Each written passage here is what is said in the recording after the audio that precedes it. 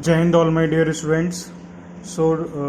Today we are going to discuss the next topic of this chapter, that is hormones in animals. Right? Previously we have discussed hormones in plants. कौन कौन से hormones हमने plants में discuss करे थे? Auxins, gibberellins, cytokinin, abscisic acid, ethylene, and we have learned their physiological roles. हमने उनके physiological roles के बारे में जाना था, क्या क्या कौन से हार्मोन का क्या इफेक्ट हो सकता है.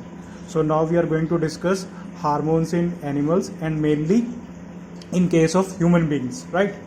In case of human beings, now when we are talking about the hormones, we must know about the endocrine system. Endocrine system के बारे में पता होना चाहिए. Endo, within, right? The word here written is endo.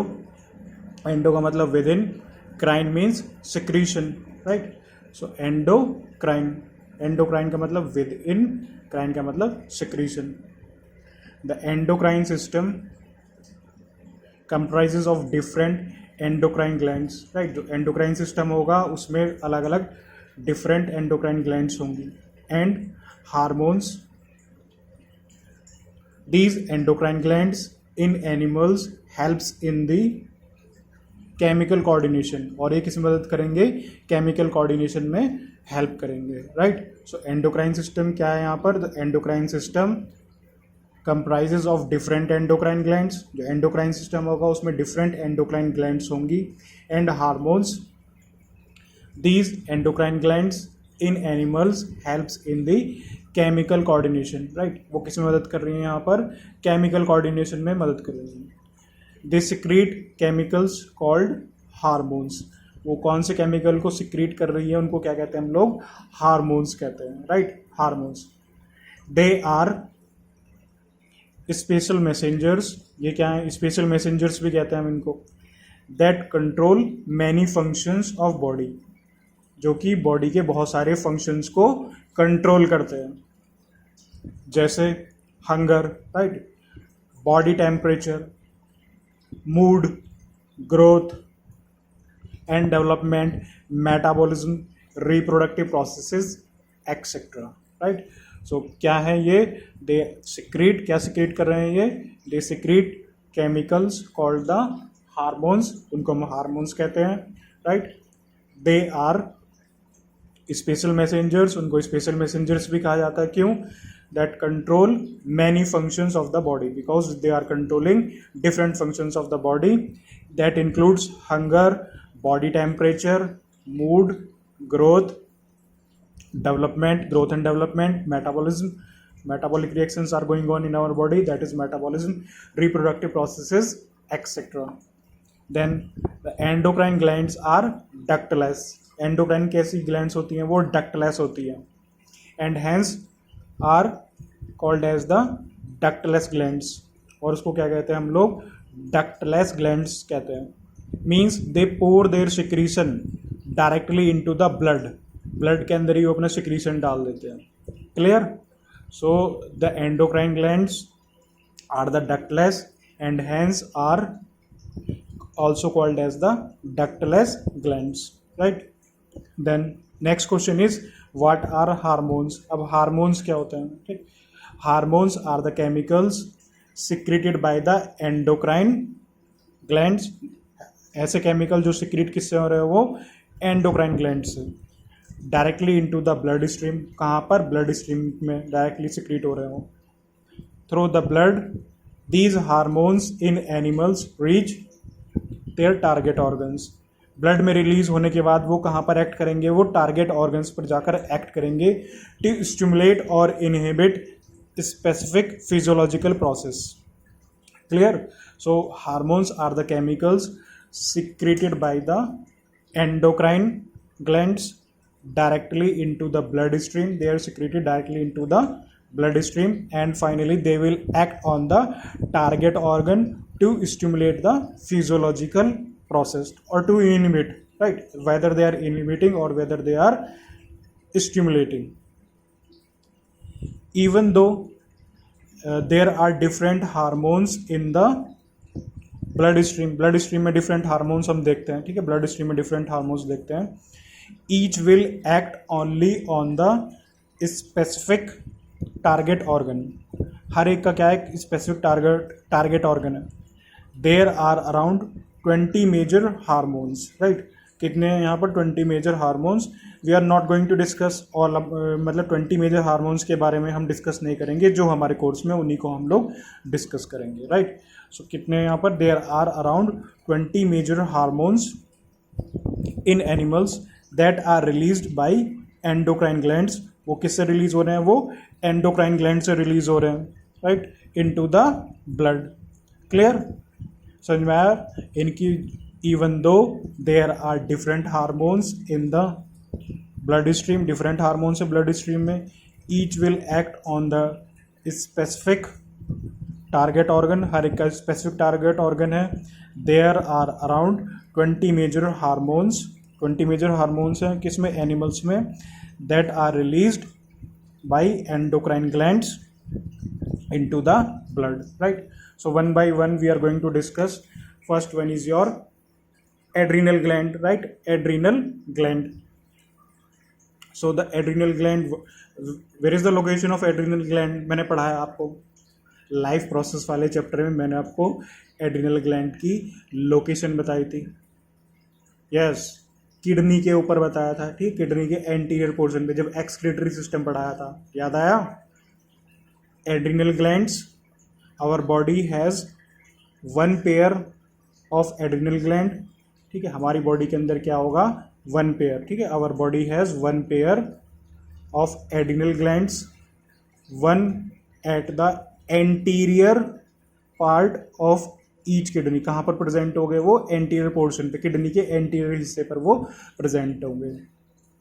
Clear, so our body has one pair of adrenal gland, right? We are having one pair of adrenal gland, one at the anterior part on each kidney. The gland is composed of two types of tissues, दो तरह के tissues हमें देखने को मिलते हैं, ठीक है, कौन कौन सी। The centrally located tissue is called the, क्या कहते हैं उसको, adrenal medulla, right? And the outside that lies the adrenal cortex। मैंने आपको बताया था लास्ट टाइम पर कि अगर एक स्फेरिकल स्ट्रक्चर को हम स्टडी करते हैं बायोलॉजी में, तो अगर उसमें देखते हैं जो बाहर वाला पार्ट कौन सा होता है और अंदर वाला पार्ट कौन सा होता है, ठीक है, मैंने आपको बताया हुआ यहाँ पर बाहर वाला पार्ट कौन सा होगा, कॉर्टेक्स का नाम दिया जाता है, और अंदर वाला पार्ट मेड्यूला का। तो यहाँ पर किसकी बात हो रही है, यहाँ पर एड्रिनल ग्लैंड की बात हो रही है।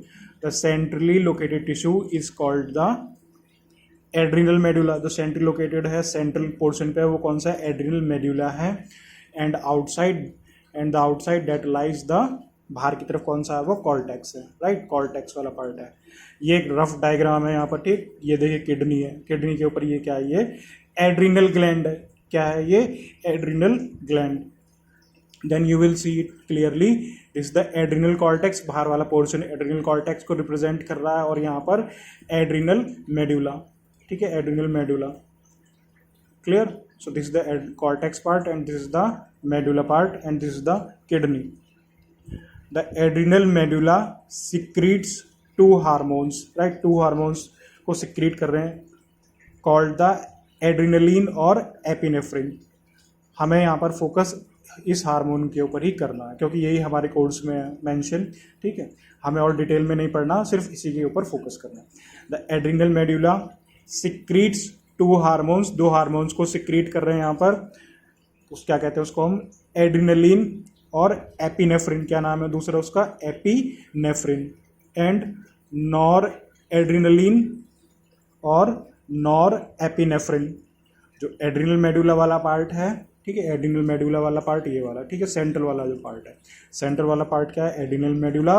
वहाँ से कौन सा हार्मोन सिक्रीट हो रहा है, एड्रिनलिन और एपिनेफ्रिन, और एंड नॉर एड्रिनलिन और नॉर एपिनेफ्रिन, राइट, ये हार्मोन सिक्रीट हो रहे हैं। फिर एड्रिनलिन का क्या फंक्शन हो सकता है, adrenaline and noradrenaline are rapidly secreted in response to stress of any kind, right. जब भी कभी स्ट्रेस होता है तब भी ये क्या होते हैं, ये सिक्रेट होते हैं, राइट। और क्या होगा इस पर, एंड ड्यूरिंग एमरजेंसी सिचुएशन, कई बार एमरजेंसी सिचुएशन होती हैं तब भी ये हार्मोन सिक्रेट होते हैं, and are called the emergency hormones. और इसको क्या नाम देते हैं हम लोग, एमरजेंसी हार्मोन्स का नाम देते हैं। और हार्मोन्स ऑफ फ्लाइट और फाइट और फ्लाइट, फाइट जब लड़ाई होती है, ठीक है, जब लड़ाई होती है किसी के साथ तब ये हार्मोन सिक्रेट होता है, राइट। और जब फ्लाइट, फ्लाइट का मतलब यहाँ पर हवा में उड़ने से नहीं है, फ्लाइट का मतलब हुआ जब जब कोई दौड़ लगाता है। इसके अलावा जैसे मान लो आपका कल रिजल्ट आने वाला है, आपके मन में डर बैठ जाएगा एकदम से, ठीक है, तब ये हार्मोन सिक्रेट होगा। क्लियर। तो कौन कौन कौन सा हार्मोन है ये, एड्रिनलिन, ठीक है। एड्रिनलिन कहाँ से सिक्रेट हो रहा है, ये एड्रिनल मेडुला वाले पार्ट से ये सिक्रेट हो रहा है। Clear. These hormones increase alertness, क्या इंक्रीज कर रहे हैं ये, अलर्टनेस को इंक्रीज कर रहे हैं, right. Pilo erection, pilo erection means erection of the hairs, ठीक है, raising of the hairs, that is pilo erection, sweating etcetera.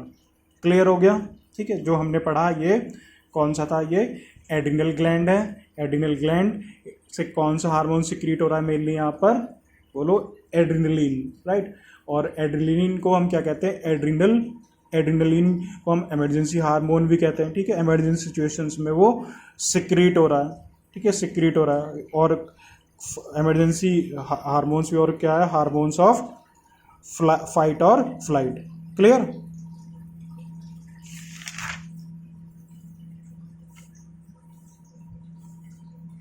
Both the hormones increases the heartbeat, दोनों हार्मोन्स जो मैंने बताया आपको, एपिनेफ्रिन और नॉन एपिनेफ्रिन, वो क्या कर रहे हैं, वो हार्ट बीट को वो इंक्रीज कर रहे हैं, right. They will increase the, both the hormones increases the heartbeat, strength of the heart, contraction and the rate of respiration, rate of respiration को भी वो इफेक्ट कर रहे हैं। क्लियर।